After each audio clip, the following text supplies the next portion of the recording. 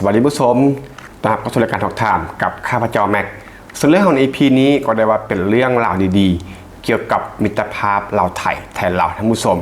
ก็เป็นเรื่องที่แม็กนั้นต้องยอมรับว่าแม็ก5ก็ฮู้เนาะว่าทางประเทศไทยนั้นได้มาสร้างโรงเรียนมิตรภาพไทยลาวให้กับสปลาวถึง11แห่งจากข้อมูลล่าสุดที่มีอยู่ตอนนี้อย่างต่ำก็คือ11แห่งเนาะสำหรับโรงเรียนมิตรภาพไทยลาวเจ้าไทยนั้นได้เข้ามาให้ทุนในการก่อสร้างเสื้อเลือดให้กับสปลาวแบบฟรีๆท่านผู้ชมซึ่งนายทานที่ฟังอยู่ก็อาจจะก็เคยฮู้เนาะหรือว่าละทานก็อาจจะฮู้มาก่อนแล้วทั้งแน่นอนแหละว่าแม็กนั้นได้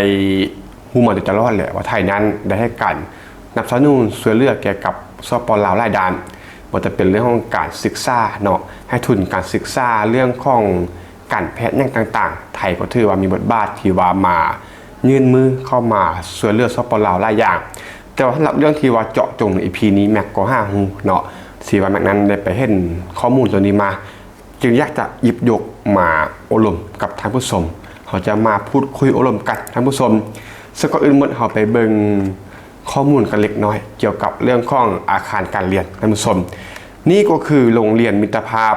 ไทยลาวเป็นแห่งที่7ท่านผู้ชมอยู่ที่บ้านตาดม่วนเมืองล่าแขวงอุดมไซ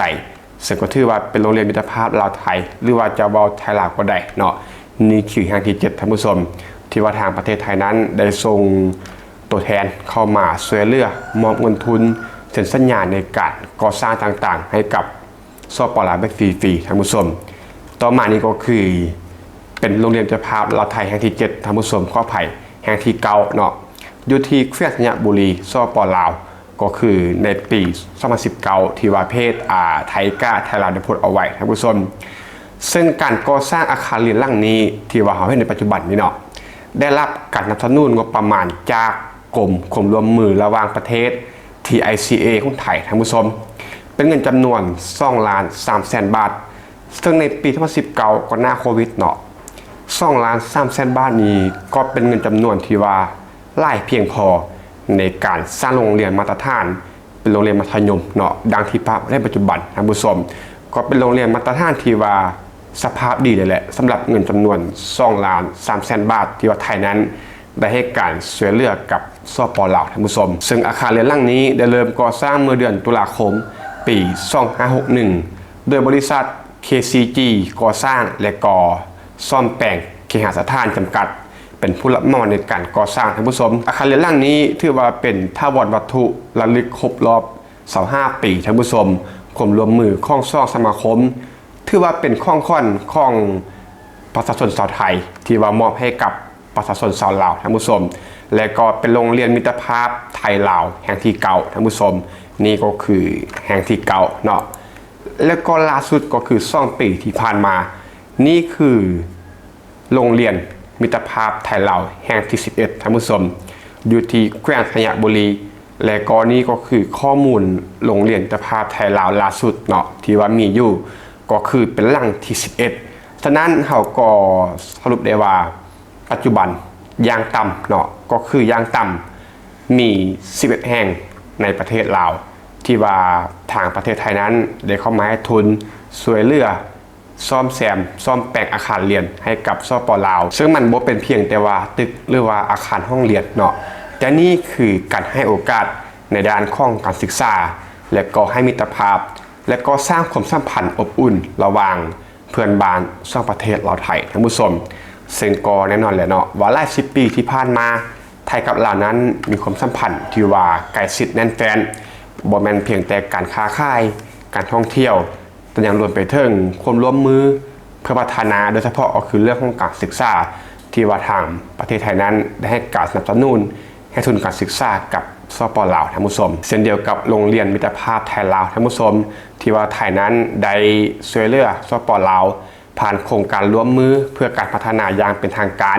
Official Development Assistance เนาะหรือว่า ODA หรือแปลเป็นไทยก็คือโครงการช่วยเหลือเพื่อนบ้าน CLMV นั่นก็คือกัมพูชาลาวเมียนมาและก็เวียดนามเนาะ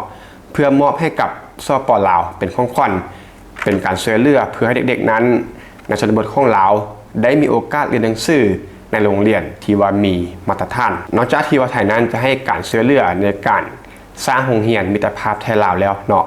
และบางแห่งนั้นครูจากประเทศไทยก็ยังเดินทางมาอย่างสปลาวเพื่อมาอบรมครูให้กับครูลาวหรือจัดค่ายเพื่อว่าแลกเปลี่ยนวัฒนธรรมกับเด็กๆท่านผู้ชมนี้บ่เป็นเพียงแต่การสร้างโรงเรียนแต่วันนี้คือการสร้างความผูกพันระหว่างประเทศก็คือลาวกับไทยท่านผู้ชมให้แก่สิทธิ์กันไล่ขึ้นเนาะแล้วถ้าถามว่าไทยนั้นจะช่วยเหลืออะไรเนี่ยเนาะก็คือเป็นการช่วยเหลือฟรีๆเนาะช่วยไปเพื่ออย่างซึ่งในข้อนี้แม็กอาจจะต้องเป็นสัดเจนบ่ได้เนาะเพราะมันบ่ได้เป็นเรื่องของธุรกิจหรือว่าการค้าขายเนาะมันอาจจะเป็นในหลายแง่มุมแล้วแต่มุมมองของ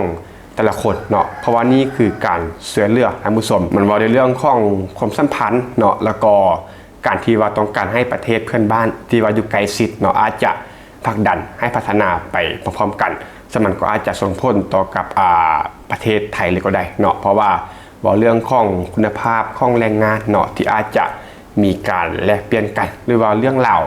ต่างๆแต่ว่าท้ายที่สุดแล้วมันก็บอกถึงความช่วยเหลือท่านผู้ชมก็คือการยักมอบให้กับสปลาวเนาะมันอาจจะบ่มีคำตอบที่ว่าตายตัวท่านผู้ชมสำหรับข้อนี้หรือว่าง่ายๆเลยก็คือเมื่อเพื่อนบ้านเจริญเนาะไทยก็จะเจริญไปพร้อมกันก็คือมันเป็นในระดับภูมิภาคท่านผู้ชมแต่ว่าท้ายที่สุดแล้วความสัมพันธ์ที่ยั่งยืนเนาะมันก็เริ่มจากการแบ่งปันและก็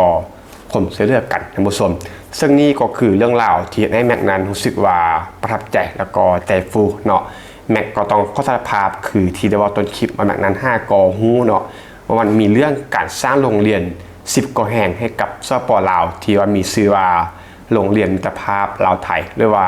โรงเรียนมิตรภาพไทยลาวเนาะจะว่าได้ก็ตามส่วนว่าจะมีไล่กว่า11แห่งตามที่ข้อมูลที่แม็กอัปเดตล่าสุดหรือบ่หรือว่าอาจจะมีไล่กว่านั้นเนาะท่านผู้ชมก็แลกเปลี่ยนกันได้ถ้าว่าท่านผู้ชมได้ข้อมูลที่ว่ามันไล่กว่า11แห่งนะก็เข้ามาถักท้วงหรือเข้ามาแก้ไขข้อมูลกันได้แต่ว่าข้อมูลที่แม็กได้มีตอนนี้ก็คือล่าสุดก็11แห่งเนาะอยู่ที่สระบุรีสำหรับแห่งที่11โรงเรียนมิตรภาพไทยลาวท่านผู้ชมก็ประมาณนี้แล้วเรื่องราวของ EP นี้ท่านผู้ชมที่ว่าฟังอยู่เนาะจะมาแลกเปลี่ยนกันอบรมกันก็เต็มที่เนาะเพราะนั้นอยากจะฟังคอมเมนต์ท่านผู้ชมในเรื่องราวที่แม็กได้เว้าไปและ EP นี้ก็ต้องขอทุกท่านที่เข้ามาฟังพบกันใหม่ใน EP ถัดไปขอบใจ